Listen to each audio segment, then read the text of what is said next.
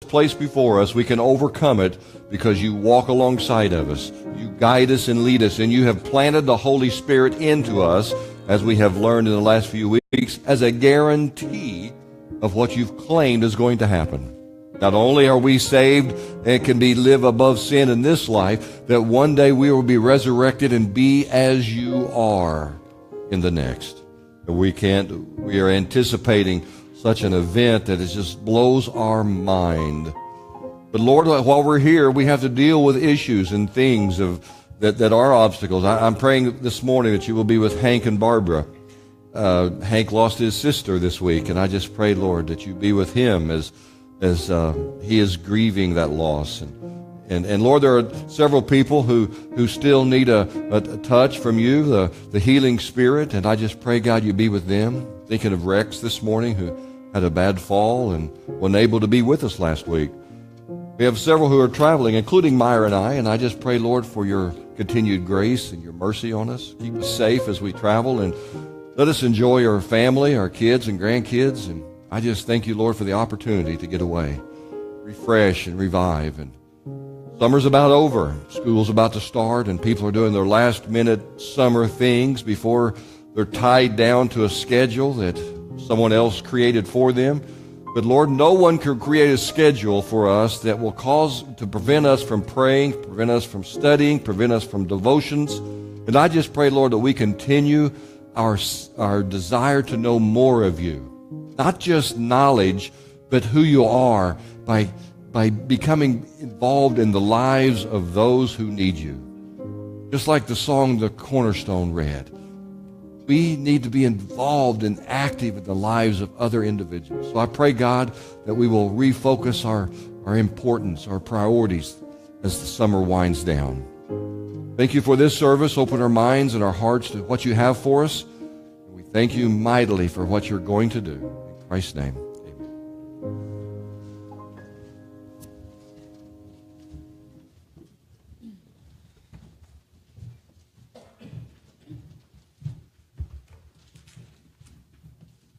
We have several out today, and that's understandable. Last couple of weekends before the summer begins. I have been actively reading and studying and going over 2 Timothy.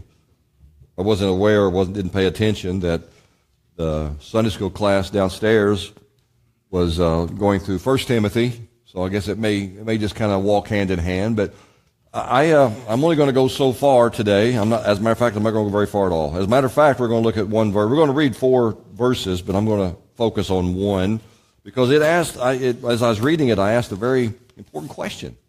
It just blew my mind as I started answering it. And if Myra would bring up the first 4 verses, Myra's not there. Myra is turning on the recorder. The first 4 verses of 2 Timothy, 3 through 7. 1 Timothy, 2 Timothy 1, 3 through 7. And it goes like this. Timothy, I thank God for you, the God I serve with a clear conscience, just as my ancestors did.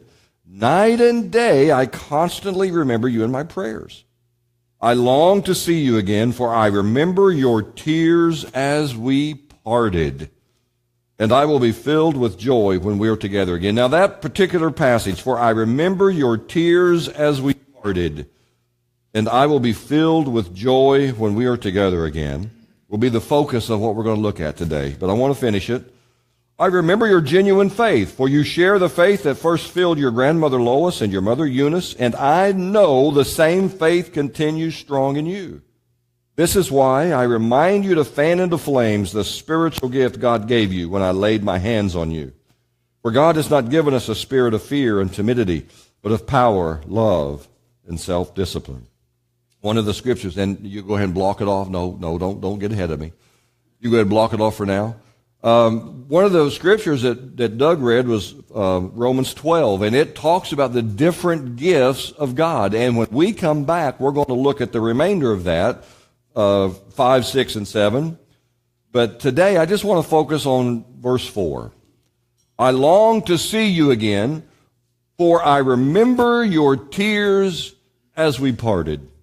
If you know anything about the story of Paul and Timothy, when Paul was on one of his missionary journeys, he came across Timothy in one of the communities he was in, and he was impressed by him. I don't know what it was necessarily. I don't know if as Paul was called to the Gentiles and he was half Gentile, if he thought maybe he would be an asset. I don't know if he actually maybe witnessed some acts of faith that he had. I don't know. But somehow along the way, Paul took Timothy on as a disciple. Paul was the discipler, Timothy was the disciple. Or you may say Paul was the mentor and Timothy was the mentee. It's a kind of a weird name, I know, but that's what the person who is being mentored is called a mentee. So I think that perhaps because of all of the ministry and all the things that Paul did in the presence of Timothy, in the process of mentoring, that they became a lot closer than just mentor, mentee, or discipler, disciple. As a matter of fact, when you're there and you are given the opportunity to go into an area that is difficult and there may be tension or there may be angst or anxiety or hostility, whatever, and you are called on to go in there and shed your expertise to the situation, which was what Timothy had been called to a couple times. It kind of makes you feel good that someone trusts you enough. Timothy was there when Paul was stoned, left for dead, and he saw so many times that people would run Paul out of town, or just try to discredit him because they were teaching a false doctrine, and how Paul handled it and managed the situation. You see, he was the learner or the discipler or disciple. Timothy was the discipler. Timothy was being trained and taught, and Paul was the teacher. But I suggest to you that there came a much closer relationship than just discipler, disciple. It sounds to me like, I long to see you again, for I remember your tears as we parted. Perhaps it is possible that Timothy may have had shed tears and shown remorse, knowing, like many other prophesied at Paul's last journey to Rome, that he wasn't going to return. It may be that he was convinced that the prophecy that was told over Paul, that when you go to Rome this time, you're not returned. You're going to kill you this time. It's over. If you go to Rome, it's done. Your church planting days are over. You are going to die.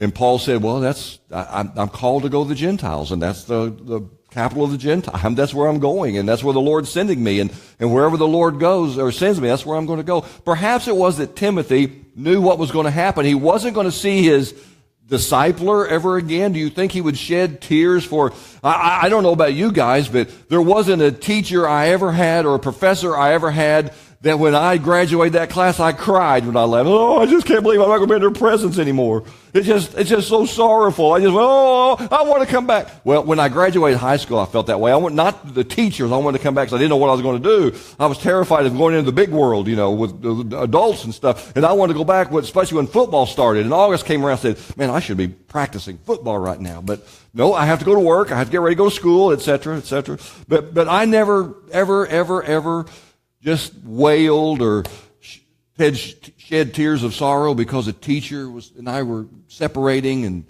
they poured into me, yes, but they kept at a distance. They were teacher-student relation. We knew the labels: discipler, disciple, mentor, mentee, student, teacher. We're really good at labels. Have you noticed that? We're really good. Friend. We're really good at labels. As a matter of fact, I'm from Oklahoma.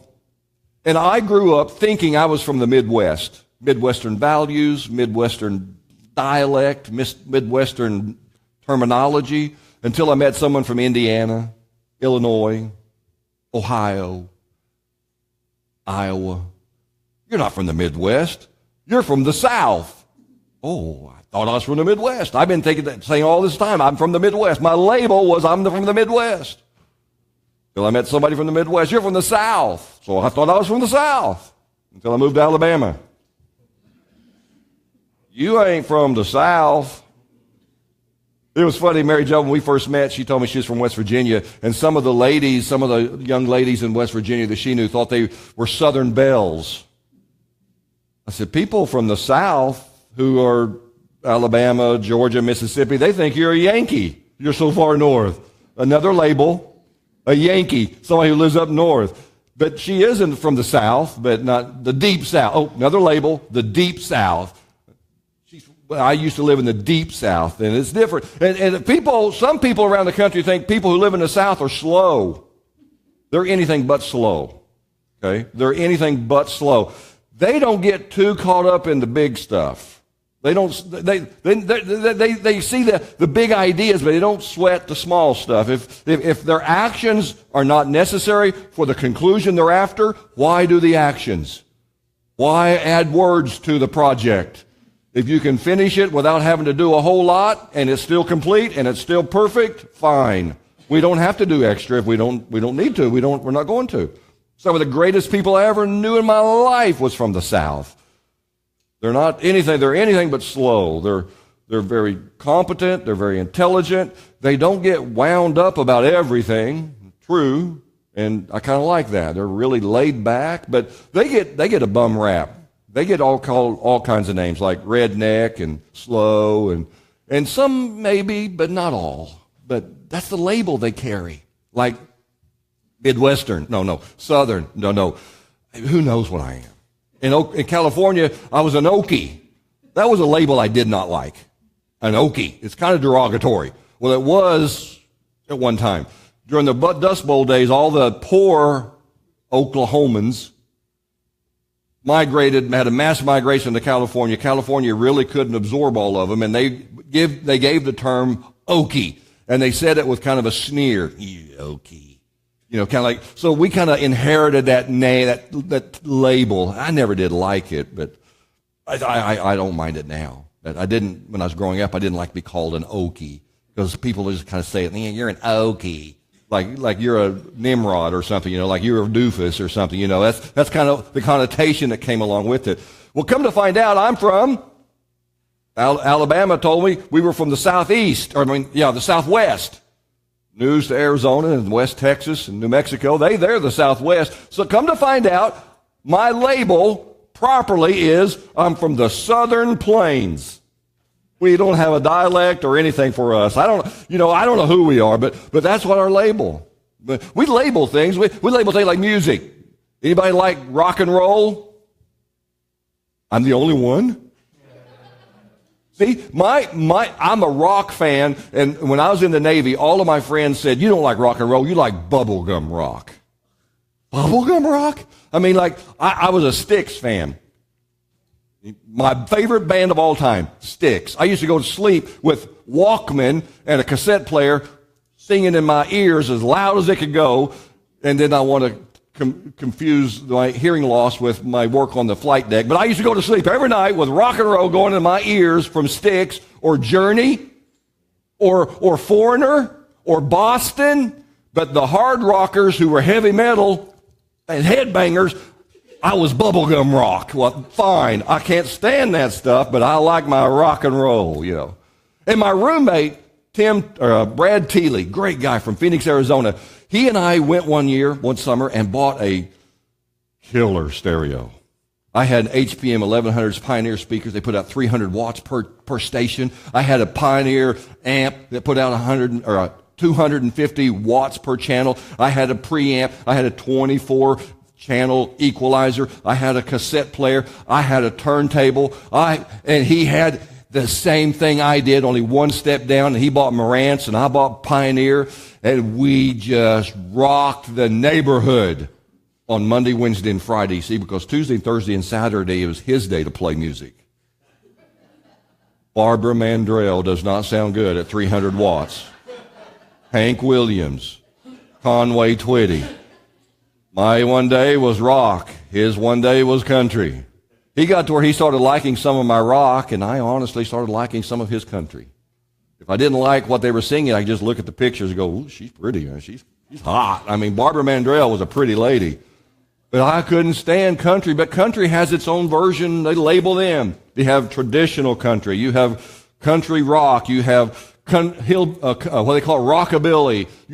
We have different areas of where we label and categorize everything. I guess that's what makes us people. Before Brandon and Karen left, Karen couldn't wait one day to get into my office because when I read a book, I just stick it up on the shelf. But it just drove her nuts because there's no order to it.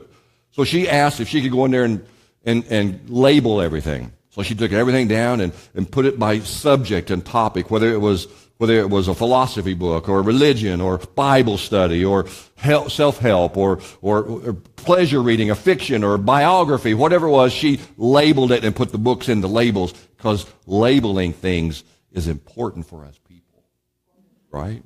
We label things, whether you're from the South or you're a Yankee, whether you like rock and roll or grunge rock, or we like putting labels on things. I suggest to you that we labeled, without actually labeling, we labeled Timothy and Paul, disciple. But if we really look into it, it's more than disciple. It's friend. We in the church label too. We do. We don't label sinners. We don't do that. We label believers and non-believers. That's okay to label believers and non-believers. And then in the believer category, we have levels of maturity. Say, for instance, you may get a lot of good vacations with 20 years seniority at your job, but you don't get squat for 20 years of seniority in church. You can be a 20-year baby Christian because of seniority in church, as far as going toward maturity. And we in the church, we know that. We may not label it out loud, but we know that because you can gain all the knowledge and wisdom that's available to you and not put it into action and still be a baby Christian after 20, 30, 40, 50 years in church because you're not applying it. And we understand that. We in the church, we kind of do it under the table. We don't talk about it much. We kind of do it under the table, you know. We label things. We label stuff like that too. As a matter of fact, when you go into a new community, you're looking for the labels of churches, you know. We go like we're Pentecostal. That's a label. We are mainstream or we're Wesleyan or we're Protestant, non-denominational. As a matter of fact, next Sunday we're going to go to a non-denominational church. They're really the big thing right now. I don't know what they believe necessarily. They believe a little bit of everything, I guess. They do whatever they want because they're non-denominational. There's nothing to hold them to a certain standard. So we'll be going to a non-denominational church next week. There's Protestant and Catholic, and there's just all kinds. You can even find churches that don't believe in church. You know, if you want to, by that label. But typically, if you go to a church, you look in the phone book or in the newspaper or online or however you want to do. You want to find a church like this. Meyer, the first slide, please. You want to find a church that is, and you fill in the blank. You're invited to First Church. We are known as the Friendly Church. Hit the button, please. Hit the button, please. Friendly Church. See, we label ourselves as a friendly church. Or perhaps you'll go to another community and you'll find a church like this. Welcome to so-and-so church, the friendliest church in town. See, we advertise. We want to label that way. We want to be known as the friendly, the friendliest, the friendlier. We don't want to be known as the one who knows believers from non-believers, and we put them in our category. We don't want to be known like that. The friendly church or the friendliest church. See, I think that's where Paul and Timothy were. They weren't in a friendly relationship. They were friends. And I suggest to you that there's a difference. Because you can come to church, you can come to the friendly church, and people they'll shake your hand, and they'll pat you on the back, and they'll try to find some connection with you. For instance, if you were to go to say, I'm from the South. When I walk around and I talk to people, they go, "You're not from here, are you?" No. We do this all the time in Albany. It's really kind of cool. We go to Albany or Colony, and the clerk will say, "You're not from here, are you?" "No." "Where are you from?" "Schenectady." "No, I don't mean that. I mean, like, where are you from?" "Oh, well, I was born and raised in Oklahoma." "Well, it sounds like it. Really. It sounds like I'm from Oklahoma." "You know what Oklahomans sound like?" "Really? That's pretty cool." "You are a linguist. That's amazing. We ought to hire you at the Pentagon." You know all that kind of stuff. Anyway. But they're friends. They're friends. So when you look at the connection that church is trying to make, being friendly, they do everything. I'm going to suggest, because I have anecdotal evidence to support this, and I will get to that in a moment. They want to keep everything at, what do we know about you? What do you know about us? But they don't want to go beyond that. It's almost like they draw a line in the sand and say, we can be friendly across the border. We'll shake hands, we'll pat on the back, we'll maybe even hug if you're a hugger. I'm not a hugger, but if you're a hugger and you want to hug, they'll hug you, they'll slap you, because if they know if you like hugging, man, they'll slap you on the back, and they'll do all kind of stuff. But I think Paul and Timothy were much more than just friendly. Friends. It's a world of difference. And I want to tell two stories today to illustrate my point. One of them, and they're both out of the Old Testament. One of them, and you can turn there if you want to. I don't have any slides for this, but one of them is in 1 Kings chapter 22, the last chapter of 1 Kings. Here's the story in a nutshell. Israel has been split into two camps, the northern 10 tribes of Israel and the two southern tribes of Judah. King Ahab, you know all about Ahab. Ahab was the one who, with his wife Jezebel, brought in Ashereth poles and Baal worship, and he had 400 prophets of Baal killed because of his disobedience to God on top of Mount Carmel by Elijah. You know that Ahab, okay? That Ahab is still in charge of Israel, the top northern tribes, and Jehoshaphat is the king of the southern two tribes of Judah. Now, the reason they have this break is because when Solomon died, his son Rehoboam, and it automatically goes from down the son, the oldest son of the king sitting, inherits the kingdom, right? So Rehoboam was to inherit the kingdom, but he was hard, he was mean, he was awful, he was a horrible king. And the people went, we're tired of the king, we're tired of this line, we don't want to do this anymore. David was good, Solomon was okay, but Rehoboam, you're a jerk, and we don't want to follow you anymore. So they split off, and they had a soldier, a general named Jeroboam that took over. So then we have Rehoboam in the north and Jeroboam in the south, and we came up finally to King Ahab and King Jehoshaphat. 3 years after King Jehoshaphat was king, I don't know if he was invited or if he called and said, we need to have a state visit, but somehow King Jehoshaphat ended up with King Ahab. And King Ahab was entertaining King Jehoshaphat, and he had a Shazam moment. He went, did you know that King of Aram has Gilboa, has some of our land? I can't pronounce it anyway. Has some of our land, and he still has it. Did you know that? And he's talking to a servant, and the servant said, yes, I did, but he won't give it up. So King Ahab looked at King Jehoshaphat and said, well, King Jehoshaphat, how about you going with me, and we'll overrun King Aram, and we'll kick him off of our land? So King Jehoshaphat said, well, aren't we the same? We may have different understanding of theology and different understanding of who rules by what reason, but we're basically the same. So yeah, absolutely, I'm on board, man, let's do it. And then King Jehoshaphat said, wait a minute though, do you think we ought to ask God? You think we ought to check with God and see what he thinks? Talk to a prophet of the Lord and see what he thinks? So King Ahab said, great idea. And he calls in 400 of his prophets. You'd think he'd learn his lesson, wouldn't you, after he saw in his very eyes 400 prophets of Baal of his wife Jezebel defeated by a single man on Mount Carmel. But he didn't, because there's power in numbers, and he had 400 yes men. And when they came in, he said, what do you think? Shall I go to war with King Aram? Oh, yes. Oh, my goodness, yes, the Lord's on your side. They'll hand you the head of the king. Take the land. Go. Anything you want to do, O great king. And Jehoshaphat sitting over there, and he went, that's nice and all, but do you have someone who speaks for the Lord? King Ahab said, yes, I do, but I hate him because he never says anything good about me. He just doesn't like me. And King Jehoshaphat said, do you think we probably ought to ask him anyway? Okay, so he sent a messenger to king to go to a prophet named Micaiah. And the messenger said, now, Micaiah, here's the deal. King Ahab wants to go to war. The prophets that he has around him has said, go to war. You need to affirm that position. Micaiah kind of straightened his shoulders and said, I will only say what the Lord has me to say. And the messenger was kind of like, yeah, but you need to say yes, you need to go to war.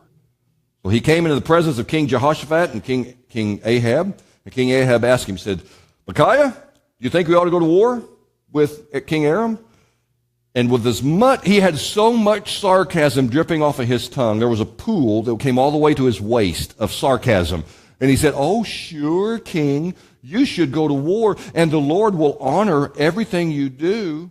And King Ahab jumped up. He said, see who he does this to me every time. Now, I'm telling you, tell me the truth. Micaiah said, I had a dream. I had a vision. Israel was like sheep on a mountainside just going astray because they had no leader. And the Lord said, send them all to their land, send them home, for their shepherd, their leader, is gone. And King Ahab became incensed. He was angry, and he had him arrested, thrown in jail. And he told the guard, he said, now only give him bread and water until I return safely. And while he was being dragged away, Micaiah looked back over his shoulder and he said, King, if you return safely, the Lord hasn't spoken through me. But off to jail he went. Now, it was already agreed. King Jehoshaphat, probably speaking back into time, he probably said, King Jehoshaphat, next time you have an option like this, you probably ought to ask God first, not jump into it and then ask God. But he didn't learn his lesson. He didn't have much longer because he's not going to be around much longer, but that's not the point. King Ahab needed something from Jehoshaphat. His army wasn't large enough. He needed to make a larger presence or a larger footprint. Perhaps he needed some more charioteers. Perhaps he needed the better marksmen. I don't know what he needed from Jehoshaphat, but he needed Jehoshaphat to do what he needed done, what he wanted to accomplish. And so he was friendly to Jehoshaphat only to get what he wanted. He wasn't a friend, as you can tell. He just used him. He was friendly to him to get what he wanted. So they go to war, okay? And Ahab's leading his troops, and Jehoshaphat's leading his troops, and Ahab, before they get to the front line, Ahab says, stop, I've got this great idea. How about we go to war, I'll take off all of my kingly garb. No robes, no tunic, no crown. I'll take it all off and I'll dress like a commoner. No one will know who I am. I'll go in disguise. Now you, Jehoshaphat, you keep your robes on and your clothes on and you wear your crown and your chariot's going to be all decorated in pomp and circumstance and you lead the army. That's a great idea, don't you think? And Jehoshaphat was going, I guess. Okay. And so off to war they go. King Ahab changes his clothes and he's a commoner and he's just one of the soldiers going to battle.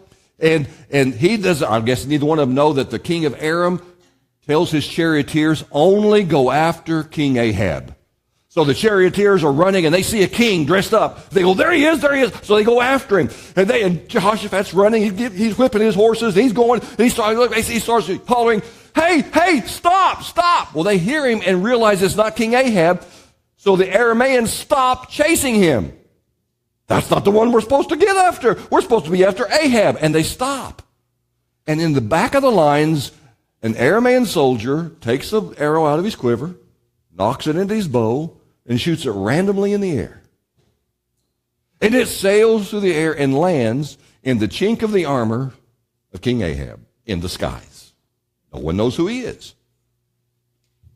And he was mortally wounded. And that day he died. Now I ask you,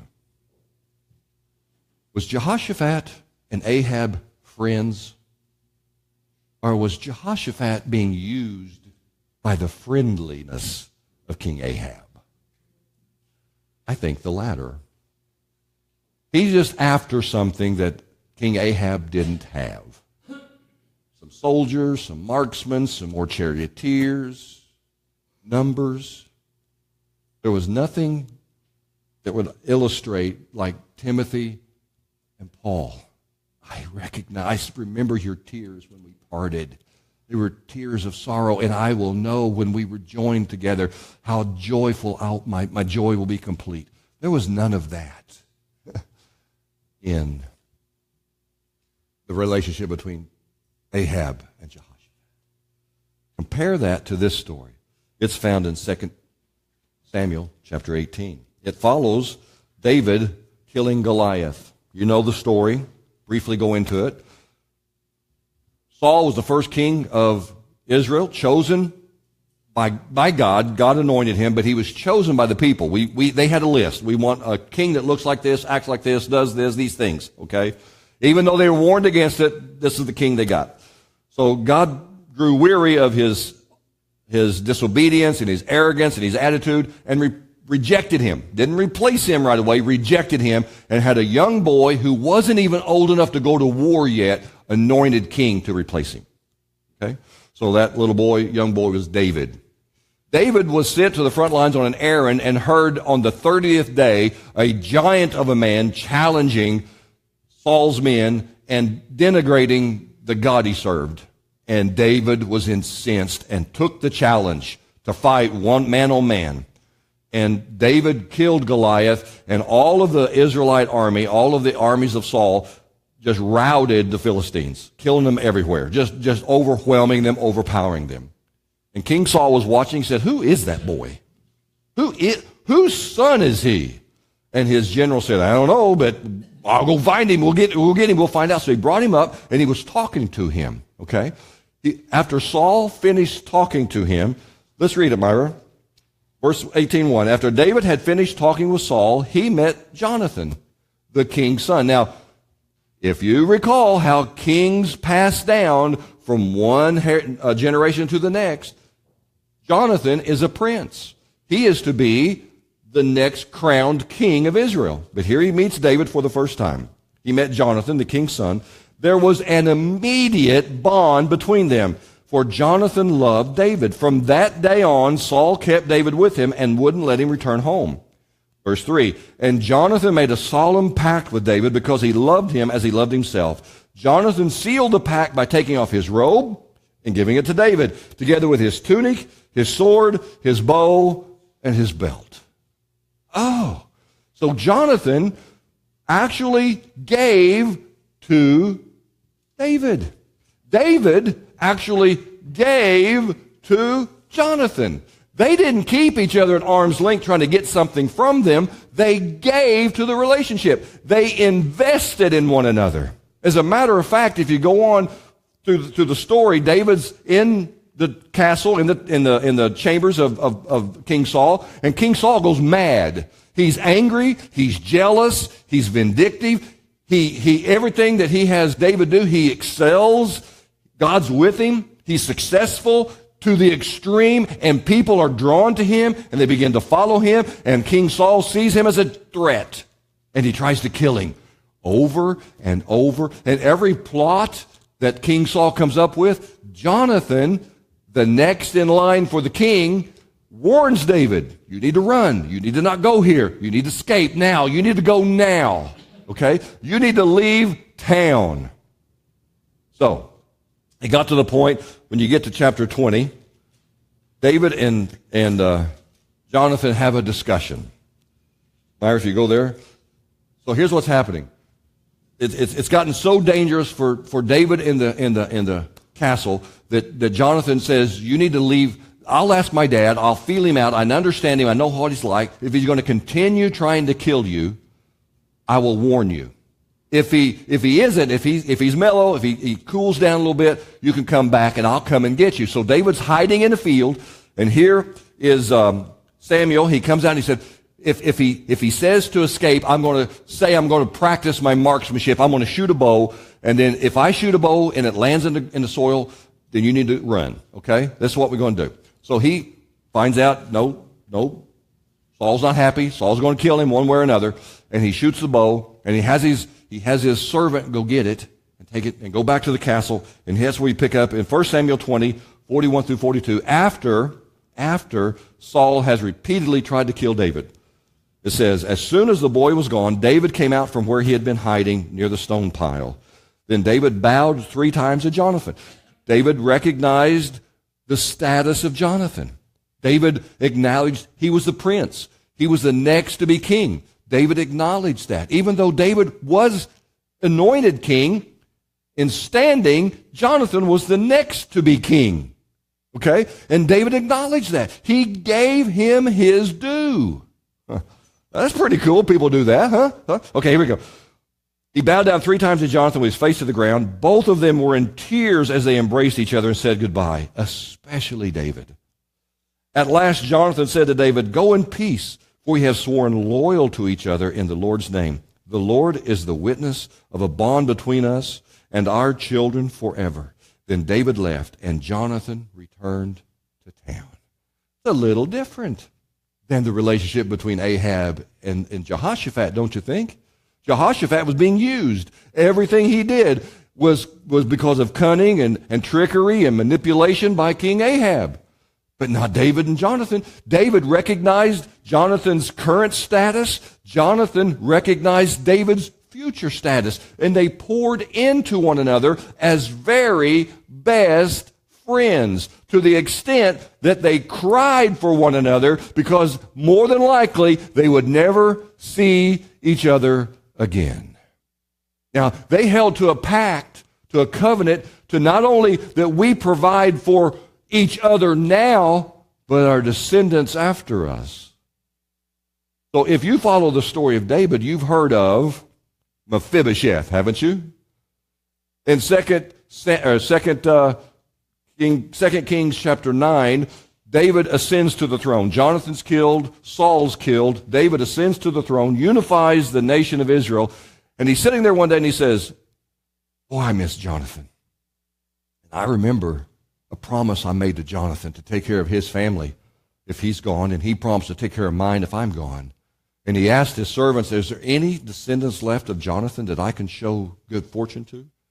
Oh, he has a crippled son named Mephibosheth, who is the rightly chosen heir to the throne. But he lives in Lodebar. He's in hiding. He's terrified. He's afraid that you're going to kill him, because that's what happened in that day. Everyone who had claim to the throne was killed, assassinated. And David said, "Send for him." So Mephibosheth came in the presence of David, and he bowed down. He was terrified. He just knew he was going to have his head chopped off, and David had him stand up and gave him access to the whole kingdom. Even though David was still king, he didn't have the right to have the challenge him for the throne. He gave him access to the whole throne. You think they were just friendly? Or do you think they were friends? Oh, folks, I suggest to you that friends mean you need to open up and invest and pour into one another.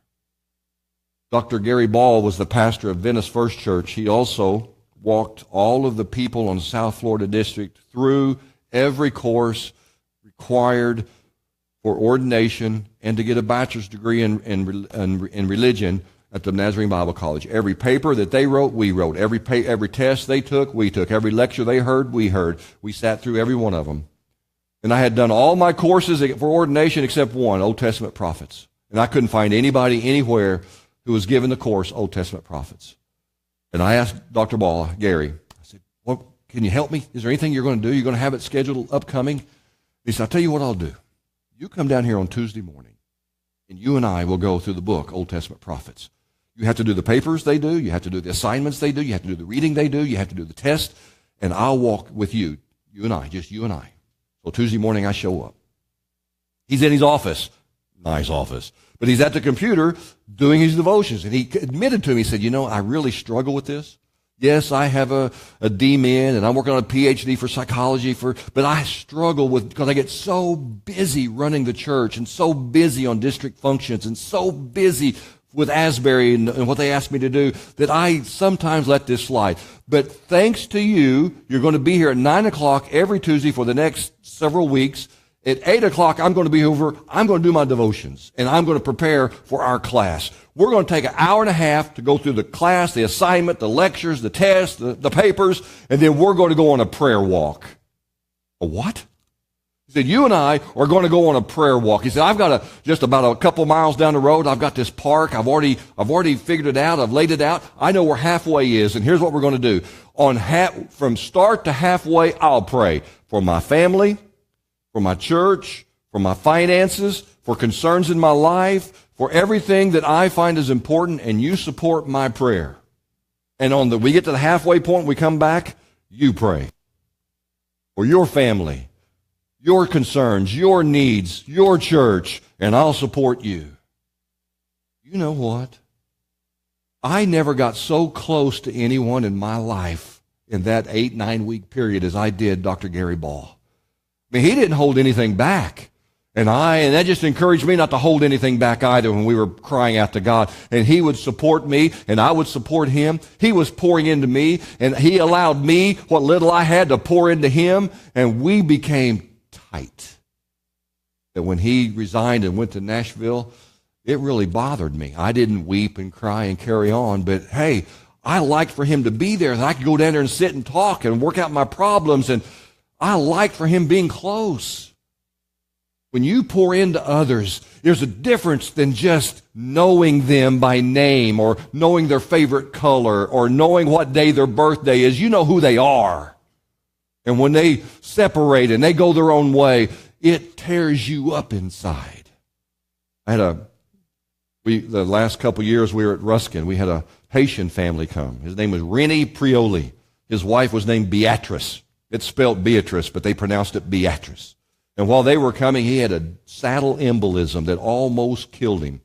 And I walked him through at Brandon Hospital, and I helped him get to Tampa General, and they found someone in California that he was just going to get on an airplane with a bottle of oxygen and fly to California. And I said, Randy, you can't do that. Oh, you can't tell me what to do. It's a free country, isn't it? Isn't America a free country? I can go wherever I want to. Yes, Randy, you can, but you can't take oxygen on the plane without permission. And he's not going to give it to you because he hasn't even raised the funds yet for the experimental surgery he's going to do. Well, he said, Pastor, if I don't get it, I'm going to die. I know that, and we're trying as hard as we can. So I walked with the family through all of that, and we found a doctor in Shands Hospital in Gainesville who agreed to do the surgery, and I took him up there, and I took Beatrice up there back and forth several times a week. They were successful to take the embolism out. He survived. The chances were slim, but he survived, and everything was great. And I was like walking on water for him and his family because I was there for them. The first time I took Beatrice up there, they had they wanted to prepare a meal. I'd never had oxtail soup before, Haitian oxtail soup. And I would take a bite and say, "You like it, Pastor?" "Oh, yeah, Randy, that's something. All right, boy, that's something right there. Yeah, that's good stuff, man." Ooh, then I'd eat about half a bowl and said, "I'm full. I thank you, but I appreciate it, but I'm full." This wasn't to my liking. It wasn't, like collards and fatback and all that kind of stuff. It was a totally different concept of food.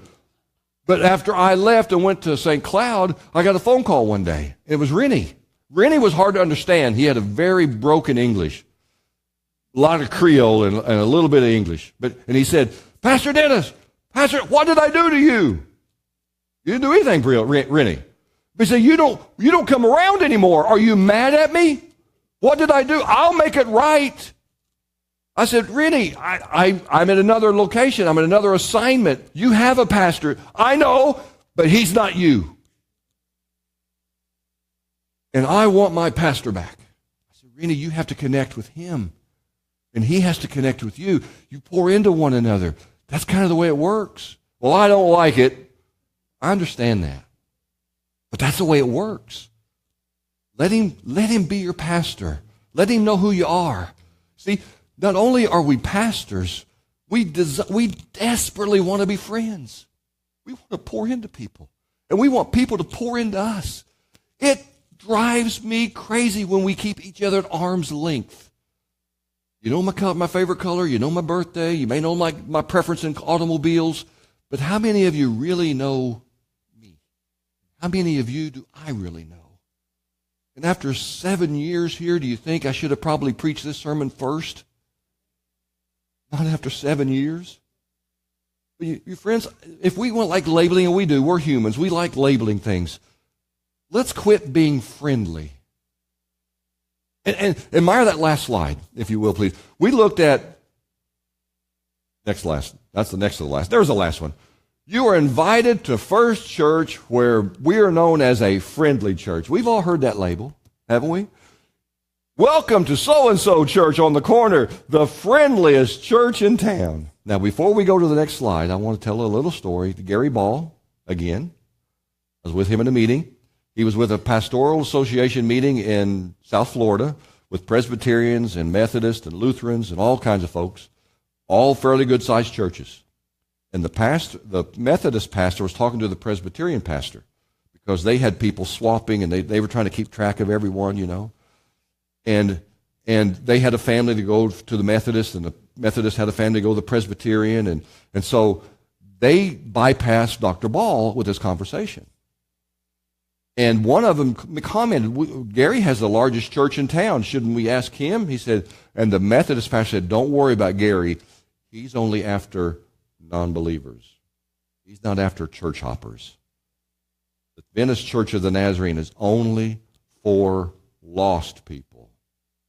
They don't proselytize anyone else's church. And Gary said, I heard that, and I went, that's right. That's what we're about. That's our label. We are church where people can find God. How about this last one? Go down, please. No. There should be a sentence there. There is on mine. You know, you're right. First church, where friends are made. You think that might change us a little? First church, where friends are made. Now, I have no research to back this up other than talking to friends and relatives and peers. You know what people hear when we identify ourselves as the friendly church or the friendliest church in town? They hear people who have places and duties and things that need to be done that they don't have enough people to do them. They're recruiting people to fill a Sunday school spot because they can't find anyone in church to take care of the children or the senior adults, or they're falling short on finances and they need some givers. Way too many people, when we label ourselves as the friendly church. That's what people hear. But if you were to relabel and prioritize your life and become the church where you can become a friend, you will get a friend, where people will pour into you, I think it might just transform the church. John 15. This is so cool. I want to read this one last verse, and then I'm going to finish. John 15. The word, this is in red, in case you need to know. Jesus said, verse 14, you are my friends if you do what I command. Verse 15, I no longer call you servants, because a servant doesn't know his master's business. Instead, I've called you friends, for everything I have learned from my Father I have made known. Why is Jesus able to be called a friend? Because he poured into the disciples everything he knew about, was, or ever will be. He invested, just like David and Jonathan invested, just like Ruth and Naomi invested, just like Paul and Timothy invested. Jesus invested in each and every one of us. And he left a little behind because he promised when we, by faith, accept the gift of salvation, he plants the Holy Spirit within us as a guarantee that everything he's promised is going to come true. He invested in us. So may I suggest that it's scary, I know. And when we come back after vacation and finish the rest of the first part of 2 Timothy, it's going to be terrifying for some. But if we don't open up and let people become our friend and encourage to become their friend and allow them to open up and don't trample all over it, but just love people and let them be investing into us and we be investing in them, there is no telling how far we can go with this. So each individual, here's your option. You can either become to be known as the friendly church, which has its own subliminal message. They need something from me. That's what Jehoshaphat should have figured out real quick. He's needing something from me. I needs to run. I needs to get out of here now. Or we can become a friend. And I suggest the latter is much more fun. Jesus is our friend because he invested and poured himself into us. Would you stand with me?